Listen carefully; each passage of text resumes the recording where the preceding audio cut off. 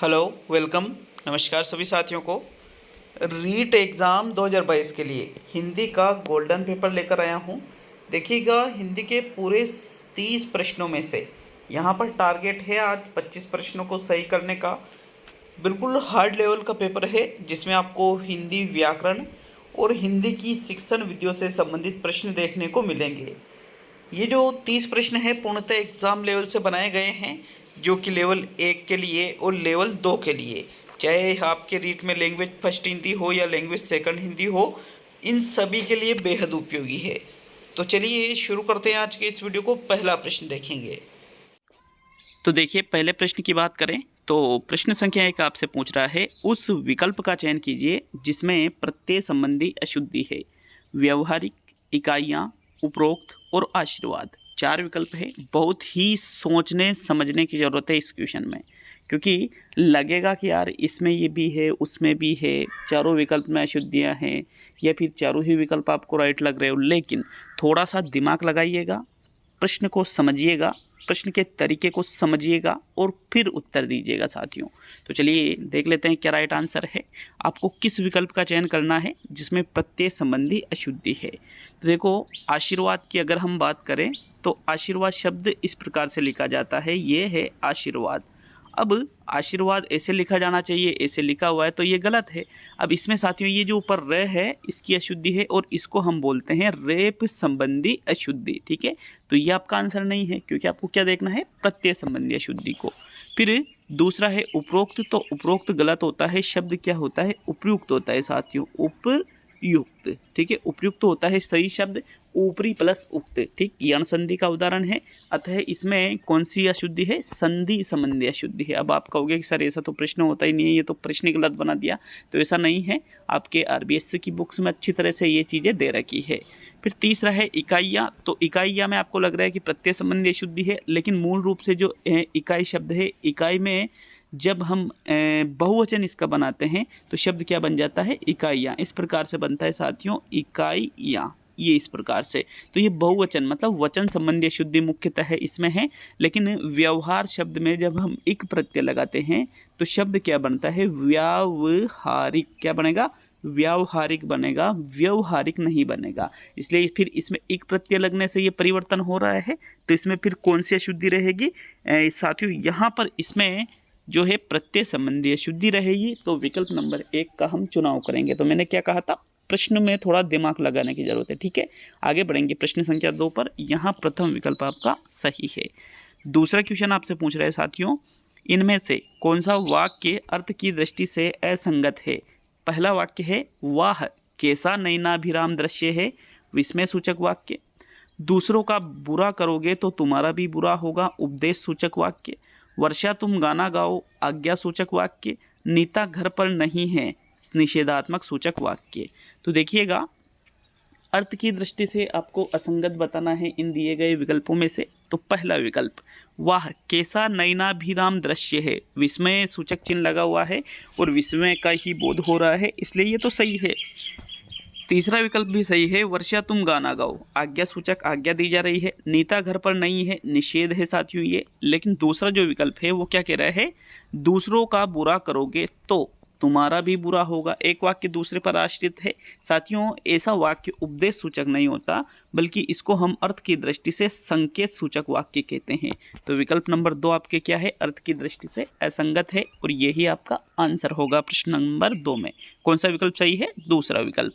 तो चलिए आगे बढ़ेंगे प्रश्न नंबर 3 पर। तीसरा क्वेश्चन, गांधी जी ने कहा था कि सदैव मौन रहो लेकिन झूठ का साथ मत दो। वाक्य रचना की दृष्टि से है संयुक्त और मिश्र वाक्य, संयुक्त और सरल वाक्य, मिश्र और सरल वाक्य, मिश्र और संयुक्त वाक्य। तो देखिए, पहली चीज, गांधी जी ने कहा था कि की से जुड़ा हुआ है तो पहले तो आएगा भाई मिश्र वाक्य। तो मिश्र वाक्य यहाँ 3 में भी है, 4 में भी है, तो संयुक्त को तो हम गलत कर देते हैं।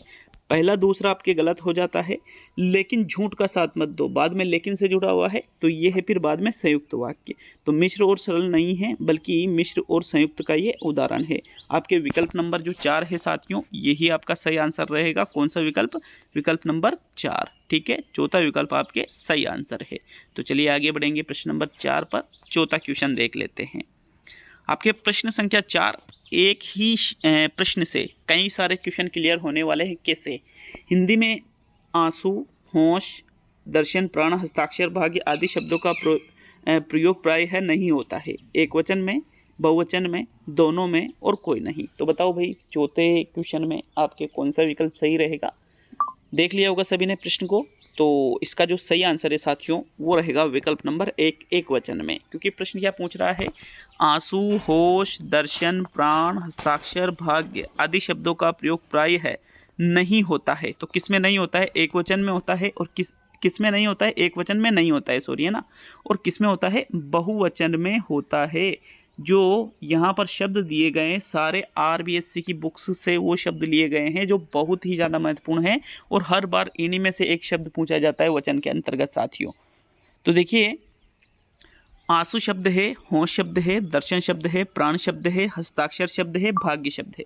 6 ही शब्द इतने इंपॉर्टेंट है कि इनमें से ही एक शब्द हर बार पूछ लिया जाता है।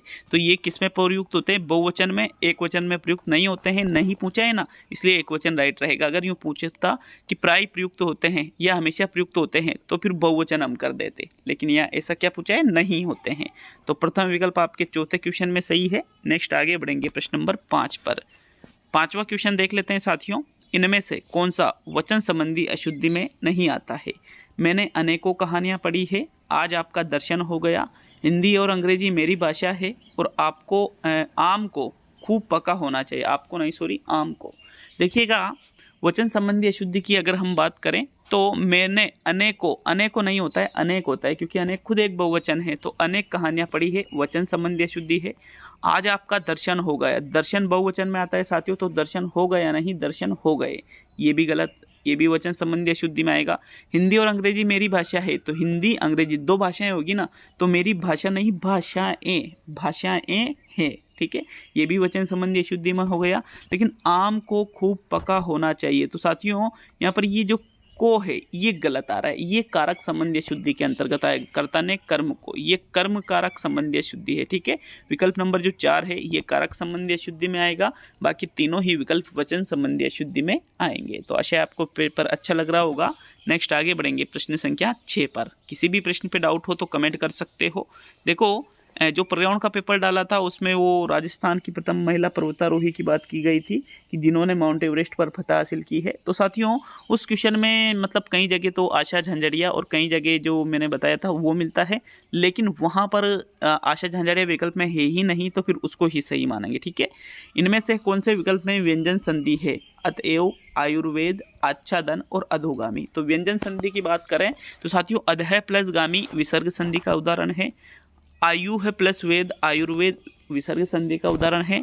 अतः प्लस एव, अतएव विसर्ग संधि का उदाहरण है। लेकिन आ प्लस छादन ये एक व्यंजन संधि का उदाहरण है। तो थर्ड विकल्प आपके प्रश्न संख्या 6 में सही है। नेक्स्ट आगे बढ़ेंगे प्रश्न नंबर 7 पर। 7वां क्वेश्चन आपसे पूछ रहे हैं मित्रों, भगत सिंह नहीं रहे, फिर यहाँ एक चिन्ह लगा हुआ है, वे अमर हो गए।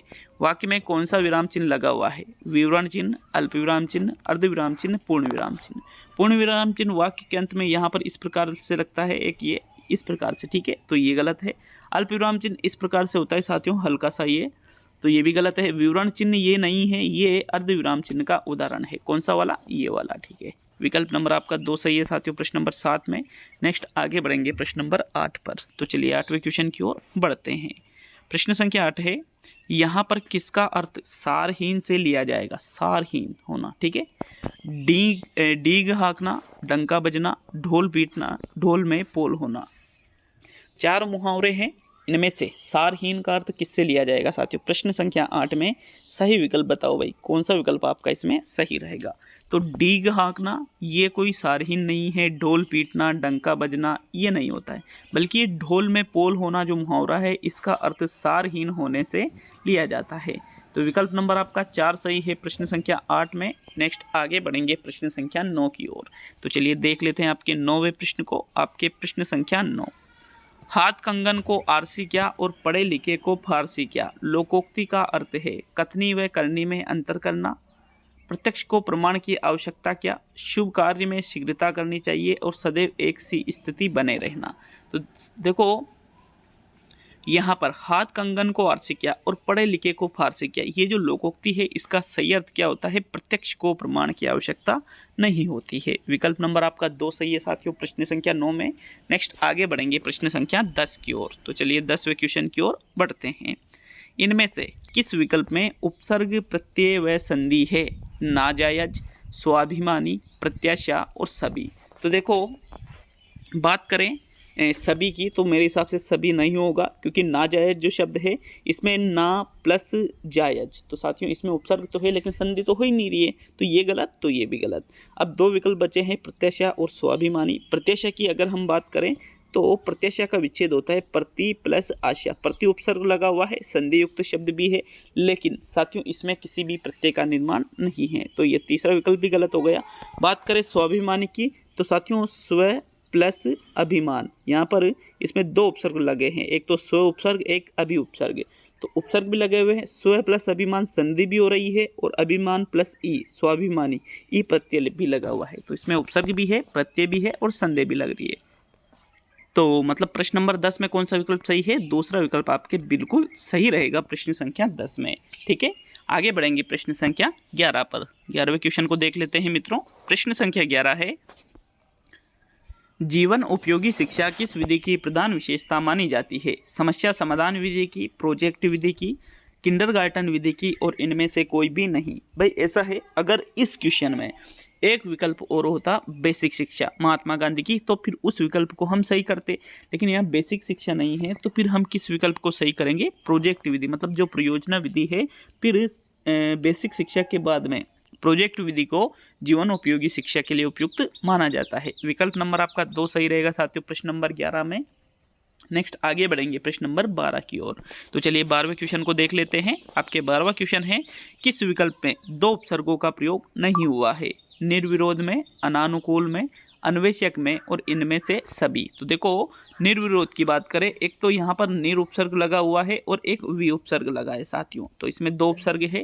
अनानुकूल की बात करें तो एक तो अनु उपसर्ग लगा हुआ है और एक आ उपसर्ग लगा हुआ है साथियों, तो इसमें भी 2 उपसर्ग है। लेकिन साथियों अन्वेषक की बात करें तो अन्वेषक में सिर्फ एक ही उपसर्ग है, अनु प्लस एषक, अनु एक ही उपसर्ग है, इसलिए आपके विकल्प नंबर जो 3 है इसमें 2 उपसर्ग का प्रयोग नहीं हुआ है। तो फिर कौन सा विकल्प सही रहेगा? थर्ड विकल्प आपके 12वें प्रश्न में बिल्कुल सही है। नेक्स्ट आगे बढ़ेंगे प्रश्न नंबर 13 की ओर। 13वां प्रश्न, अन्वेषण विधि के प्रवर्तक है मॉरिसन, हर्बर्ट स्पेंसर, अरस्तु और हेनरी एडवर्ड आर्मस्ट्रॉन्ग। देखो अन्वेषण विधि जिसको हम खोज विधि के नाम से भी जानते हैं साथियों, इसके जनक किसको माना जाता है? हेनरी एडवर्ड आर्मस्ट्रॉन्ग को। विकल्प नंबर आपका 4 सही है 13वें क्वेश्चन में।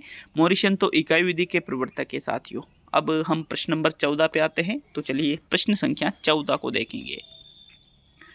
राष्ट्रभाषा राष्ट्र की उन्नति का द्योतक होती है, यह वाक्य है अपूर्ण भूतकाल, पूर्ण भूतकाल, सामान्य वर्तमान काल, आसन्न वर्तमान काल। तो साथियों आसन्न वर्तमान काल में तो ऐसा तो कोई काल ही नहीं होता है, आसन्न वर्तमान काल, आसन्न भूतकाल होता है, तो फिर आपके चौथा विकल्प तो बिल्कुल ही गलत हो गया। ठीक है, पूर्ण भूतकाल, पूर्ण भूतकाल में क्रिया भूतकाल में बहुत पहले ही पूर्ण हो चुकी होती है, तो वो पूर्ण भूतकाल कहलाता है, तो ये भी गलत हो गया। अपूर्ण भूतकाल, जहाँ पर क्रिया भूतकाल में चल रही थी लेकिन हमें उसकी पूर्णता का पता नहीं चले, तो वो अपूर्ण भूतकाल कहलाता है। अब यहाँ पर राष्ट्रभाषा राष्ट्र की उन्नति का द्योतक होती है मतलब वर्तमान की बात की जा रही है, तो ये अपूर्ण भूतकाल में भी नहीं आएगा, बल्कि ये सामान्य वर्तमान काल का उदाहरण है। थर्ड विकल्प आपके प्रश्न नंबर 14 में सही है साथियों। नेक्स्ट आगे बढ़ेंगे प्रश्न संख्या 15 की ओर।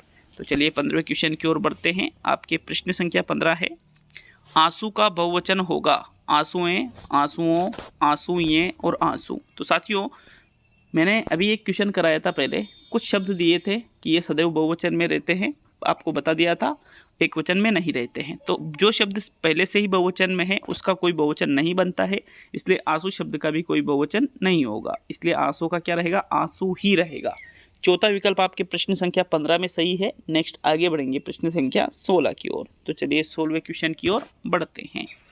प्रश्न संख्या 16 है, पंच कहे बिल्ली तो बिल्ली। इस लोकोक्ति का अर्थ है अपनी अलग राय देना, जो सबकी राय सो अपनी राय, पंचों में अत्यधिक विश्वास और इनमें से सभी। तो देखो पंच कहे बिल्ली तो बिल्ली, पंच का मतलब सभी से लिया जाता है साथियों। तो यहाँ पर अपनी अलग राय नहीं होती है, पंचों में अत्यधिक विश्वास भी नहीं होगा, सभी भी नहीं होगा, बल्कि जो सबकी राय होती है वो अपनी राय, मतलब जो सब मानेंगे वो ही हम मानेंगे। तो पंच कहे बिल्ली तो बिल्ली, तो विकल्प नंबर आपका 2 जो है इस लोकोक्ति का सही आंसर है साथियों। सेकंड विकल्प ही बिल्कुल सही रहेगा 16वें प्रश्न में। नेक्स्ट आगे बढ़ेंगे प्रश्न संख्या 17 पर। तो चलिए 17वें क्वेश्चन की ओर बढ़ते हैं। पानी मतने से घी नहीं निकलता है। आज 3-4 मुहावरे लोकोक्तियों के प्रश्न डाले हैं, क्योंकि एक एक ही डालता था रोजना। इस मुहावरे का अर्थ है छोटे कार्य करने से कोई लाभ नहीं होता, व्यर्थ की बहस से कोई लाभ नहीं होता, घी दही से निकलता और पानी से घी नहीं निकलता। तो देखो, पानी मतने से घी नहीं निकलता, ये एक मुहावरा है। इसका अर्थ किससे लिया जाएगा? चौथा विकल्प तो होगा नहीं, क्योंकि मुहावरा जैसा होता है उसका सेम टू सेम अर्थ तो कभी भी नहीं होता है, तो ये तो गलत हो गया। दही से घी निकलता है, ये भी कोई नहीं है। व्यर्थ की बहस या छोटे कार्य करने से कोई लाभ, तो साथियों देखो, व्यर्थ की बहस से कोई लाभ नहीं होता, ये होता है पानी मतने से घी नहीं निकलता मुहावरे का अर्थ। विकल्प नंबर आपका 2 सही है प्रश्न संख्या 17 में। नेक्स्ट आगे बढ़ेंगे प्रश्न संख्या 18 की ओर। तो चलिए 18वें क्वेश्चन को देख लेते हैं। आपके 18वां प्रश्न है, प्रशिक्षित शब्द में उपसर्ग जुड़ा है, प्रत्यय जुड़ा है, उपसर्ग व प्रत्यय जुड़ा है और इनमें से कोई भी नहीं। तो साथियों, प्रशिक्षित शब्द जो है इसमें प्र उपसर्ग तो लगा हुआ है और शिक्षा प्लस इत शिक्षित, ये प्रत्यय भी जुड़ा है, तो मतलब इसमें उपसर्ग भी जुड़ा है और प्रत्यय भी जुड़ा है। थर्ड विकल्प आपके प्रश्न नंबर 18 में सही है। तो चलिए आगे बढ़ेंगे। अब हम प्रश्न संख्या 19 की ओर। 19वां क्वेश्चन देख लेते हैं। आपके प्रश्न संख्या 19 पूछ रहा है आपसे, आगमन विधि को अन्य किस नाम से जाना जाता है? विश्लेषण विधि के नाम से, संश्लेषण विधि के नाम से, निगमन विधि के नाम से और उदाहरण विधि के नाम से। तो जो आगमन विधि है साथियों, आगमन को निगमन के नाम से तो जाना नहीं जाता है, ये तो इसकी पूरक विधि है। विश्लेषण विधि भी नहीं, संश्लेषण भी नहीं, यहाँ पर एक विकल्प दे रहा है उदाहरण विधि। उदाहरण विधि के नाम से भी आगमन विधि को जाना जाता है। विकल्प नंबर आपका 4 सही है प्रश्न नंबर 19 में। नेक्स्ट आगे बढ़ेंगे प्रश्न संख्या 20 की ओर। तो चलिए 20वें क्वेश्चन की ओर आते हैं। आपके प्रश्न संख्या 20 है साथियों, निम्न में से कौन सी रचना शिक्षण की विधि नहीं है? परामर्श विधि, भाष्य विधि, रूपरेखा विधि और निर्देशन विधि। तो साथियों, कौन सी विधि को हम रचना शिक्षण में नहीं रखेंगे? अच्छे से सोच लीजिए थोड़ा, फिर सही विकल्प का चुनाव कीजिएगा। तो भाई बताओ 20वें में कौन सा विकल्प आपका सही है? देखो, रचना शिक्षण की बात करें तो रूपरेखा विधि भी रचना शिक्षण की है, निर्देशन विधि भी रचना की है, परामर्श विधि भी रचना की है, लेकिन भाष्य विधि जो है ये साथियों ये रचना शिक्षण की विधियों में नहीं आती है। विकल्प नंबर आपका जो 2 है वो सही रहेगा प्रश्न संख्या 20 में। नेक्स्ट आगे बढ़ेंगे प्रश्न संख्या 21 पर। तो चलिए 21वें क्वेश्चन की ओर आते हैं। आपके प्रश्न नंबर 21 है, रेडियो की सीमाओं को कौन सा श्रव्य साधन दूर कर सकता है? ग्रामोफोन, लिंगुआफोन, टेप रिकॉर्डर और इनमें से कोई भी नहीं। अब यहाँ पर सही विकल्प का चुनाव करो भाई, कौन सा विकल्प आपका इसमें सही रहेगा? तो देखो, रेडियो की सीमा क्या होती है पहले तो आपको ये पता होना चाहिए। रेडियो की सीमा का मतलब होता है, रेडियो में क्या होता है, आप कोई भी प्रोग्राम जब एक बार आता है तो उसको दोबारा नहीं सुन सकते, उसका एक निश्चित टाइम होता है। तो उसकी सीमाओं को हम टेप रिकॉर्डर के द्वारा दूर कर सकते हैं साथियों। विकल्प नंबर आपका 3 सही रहेगा, क्योंकि टेप रिकॉर्डर में आप किसी भी चीज़ को रिकॉर्ड करके कभी भी कहीं भी सुन सकते हो, तो ये फिर ये दूर हुई ना इसकी सीमा, इसलिए थर्ड विकल्प आपके प्रश्न 21 में सही माना जाएगा। चलिए आगे बढ़ेंगे प्रश्न नंबर 22 की ओर। 22वां क्वेश्चन देख लेते हैं साथियों। आपके प्रश्न नंबर 22 है, शिक्षण अधिगम प्रक्रिया के उपरांत छात्र द्वारा ग्रहण किए गए अधिगम की जांच हेतु किया जाने वाला परीक्षण कहलाता है? निदानात्मक परीक्षण, उपचारात्मक परीक्षण, उपलब्धि परीक्षण और इनमें से सभी। तो भाई शिक्षण अधिगम प्रक्रिया के उपरांत मतलब बच्चों को आपने पढ़ा दिया है, उसके बाद में छात्र ने जो ज्ञान ग्रहण किया है उसकी जांच के लिए उसने कितना सीखा है, तो साथियों ये पता हमें उपलब्धि परीक्षण के माध्यम से या निष्पत्ति परीक्षण के माध्यम से चलता है। थर्ड विकल्प आपके प्रश्न नंबर 22 में सही है। नेक्स्ट आगे बढ़ेंगे प्रश्न नंबर 23 की ओर। तो चलिए 23वें क्वेश्चन को देख लेते हैं। प्राचीन काल में गुरु अपने शिष्यों को किस विधि से शिक्षा देते थे? आगमन विधि से, व्याख्यान विधि से, खोज विधि से और प्रयोगशाला विधि से। तो भाई प्राचीन काल में गुरु प्राय प्रयोगशाला विधि से तो शिक्षा नहीं देंगे, आगमन से भी नहीं, खोज से भी नहीं, बल्कि व्याख्यान विधि से शिक्षा देते थे साथियों।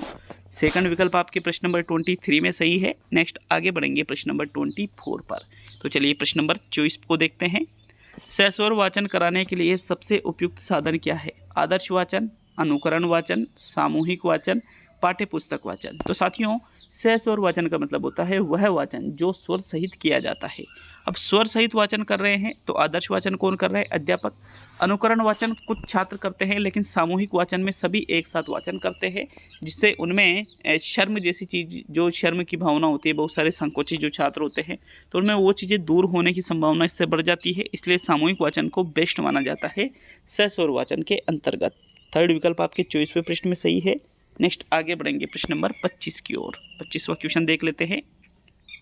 मूल्यांकन में इकाई प्रक का मुख्य उद्देश्य है अगली कक्षा में प्रोन्नत करना, प्रगति की जानकारी करना, उद्देश्यों की पूर्ति सीमा का ज्ञान कराना और सृजनशील बालकों के लिए। तो साथियों, इकाई प्रक का मुख्य उद्देश्य क्या होता है? अगली कक्षा में प्रोन्नत करना नहीं होता है, प्रगति की जानकारी हो सकता है, उद्देश्यों की पूर्ति सीमा का ज्ञान कराना ये भी हो सकता है, सृजनशील बालकों के लिए तो ये भी गलत है, सृजनशील बालकों के लिए। अब दूसरा या तीसरा विकल्प आपके सामने बचा है, कौन से विकल्प को सही करोगे? मूल्यांकन में इकाई प्रक का जो मुख्य उद्देश्य होता है वो होता है प्रगति की जानकारी करने के लिए, क्योंकि प्रक की बात की जा रही है, मतलब आकलन की बात की जा रही है साथियों। तो बच्चों ने कितनी प्रगति हासिल की है, इस चीज़ की जानकारी हमें मूल्यांकन के माध्यम से आसानी से मिल जाती है। विकल्प नंबर आपका जो 2 है प्रश्न नंबर 25 में, यही सही आंसर रहेगा साथियों। तो चलिए आगे बढ़ेंगे। अब हम प्रश्न नंबर 26 की ओर 26वां क्वेश्चन देखते हैं। आपके प्रश्न संख्या 26 है, समतल पर बिखरी सामग्री को बहुत तेज प्रकाश द्वारा पर्दे पर प्रतिबिंबित किया जा सकता है। फिल्म स्ट्रिप के माध्यम से, स्लाइड के माध्यम से, एपिडाइस्कोप के माध्यम से और मैजिक लैंटर्न के माध्यम से। बहुत ही ज़्यादा महत्वपूर्ण प्रश्न है 26वां। अच्छे से सोच के, अच्छे से समझ के प्रश्न का उत्तर दीजिएगा, ठीक है? तो बताओ भाई कौन सा विकल्प आपका इसमें सही है? साथियों, सोच लिया होगा, तो चलिए देख लेते हैं इसका सही आंसर। तो देखो प्रश्न संख्या 26 में जो आपके सही आंसर आता है वो रहेगा साथियों, एपिडाइस्कोप के माध्यम से समतल पर बिखरी सामग्री को बहुत तेज प्रकाश द्वारा पर्दे पर प्रतिबिंबित किया जाता है। विकल्प नंबर आपका 3 सही है प्रश्न नंबर 26 में। नेक्स्ट आगे बढ़ेंगे साथियों प्रश्न नंबर 27 की ओर। तो चलिए 27वें क्वेश्चन को देखते हैं। प्रस्तावना का स्वरूप होना चाहिए कैसा? प्रासंगिक होना चाहिए, छात्रों के स्तर अनुकूल होना चाहिए, परिवर्तनशील होना चाहिए या इनमें से सभी? तो साथियों, प्रस्तावना की अगर हम बात करें तो प्रस्तावना का जो स्वरूप है वो प्रासंगिक भी होना चाहिए, छात्रों का जो स्तर है उसके अनुकूल भी होना चाहिए। ऐसा नहीं है कि छात्रों का स्तर तो बहुत उच्च है और बहुत निम्न क्वालिटी की प्रस्तावना ला रहे हो, या बहुत स्तर तो छोटा कम स्तर है बच्चों का और आप बहुत हाई क्वालिटी की प्रस्तावना ला रहे हो, तो वो भी गलत है साथियों, ठीक है? तो उनके स्तर के अनुसार। फिर परिवर्तनशील भी होना चाहिए, मतलब उपयुक्त सभी वाला जो चौथा विकल्प है यही सही आंसर है साथियों प्रश्न नंबर 27 में। तो चलिए आगे बढ़ेंगे। अब हम प्रश्न संख्या 28 की ओर 28वें क्वेश्चन को देखते हैं मित्रों। अनुभूति के आधार पर अभिव्यक्ति के 2 रूप कौन से होते हैं? आनंद और प्रयोजन साध्य अभिव्यक्ति, प्रेक्ष और प्रेषणीयता अभिव्यक्ति, गृहित और सृजनात्मकता अभिव्यक्ति और मौखिक और लिखित अभिव्यक्ति। तो साथियों, अनुभूति के आधार पर बात की जा रही है तो कौन से 2 रूप होते हैं? एक तो गृहित होता है और एक सृजनात्मक होता है। ये 2 रूप अनुभूति के होते हैं किसके आधार पर? अनुभूति के आधार पर ये 2 रूप होते हैं अभिव्यक्ति के। विकल्प नंबर आपका 3 सही है प्रश्न नंबर 28 में। नेक्स्ट आगे बढ़ेंगे मित्रों प्रश्न संख्या 29 पर, जो कि आपका सेकंड लास्ट क्वेश्चन है, 29वां क्वेश्चन। वीडियो अच्छा लगे तो लाइक शेयर जरूर कीजिएगा, कमेंट करके बताइएगा कितने क्वेश्चन आपके सही हुए हैं, और अगर कोई डाउट हो तो कमेंट कीजिएगा, मैं अगले वीडियो में उसका भी सॉल्यूशन करूंगा। बिल्कुल 9 से 10 के बीच में आपके अगला वीडियो आ रहा है। तो चलिए 29वें क्वेश्चन को देखते हैं। शिक्षण विधियों का प्रयोग किया जाता है शिक्षण को प्रभावी बनाने हेतु, शिक्षण उद्देश्य की प्राप्ति हेतु, शैक्षिक सहायक सामग्री को प्रभावशाली बनाने हेतु, और इनमें से कोई भी नहीं। तो भाई हम शिक्षण विधियों का प्रयोग क्यों करते हैं, ये आपसे प्रश्न पूछ रहा है। तो शिक्षण विधियों का प्रयोग हम इसलिए करते हैं ताकि शिक्षण प्रभावी बन सके। शिक्षण उद्देश्य प्राप्ति हेतु नहीं, शिक्षण को प्रभावी बनाने के लिए शिक्षण विधियों का प्रयोग किया जाता है साथियों। प्रथम विकल्प 29वें प्रश्न में सही है। अब आज का अंतिम और 30वां क्वेश्चन देखते हैं साथियों। 9 से 10 के बीच में साइकोलॉजी का जो वीडियो आ रहा है उसको भी जरूर देखिएगा। व्याख्यान विधि को प्रभावी बनाने वाला तत्व है विश्लेषण विधि, प्रश्नोत्तर विधि, संश्लेषण विधि और व्यवस्थापन प्रक्रिया।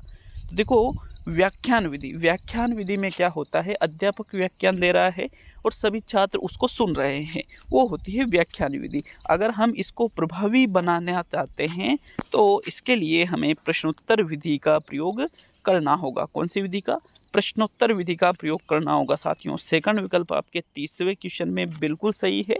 तो ये था आज का टेस्ट, कैसा लगा कमेंट करके ज़रूर बताइएगा, ठीक है। अब मिलते हैं हम अगले वीडियो में। सभी दोस्तों का बहुत बहुत धन्यवाद।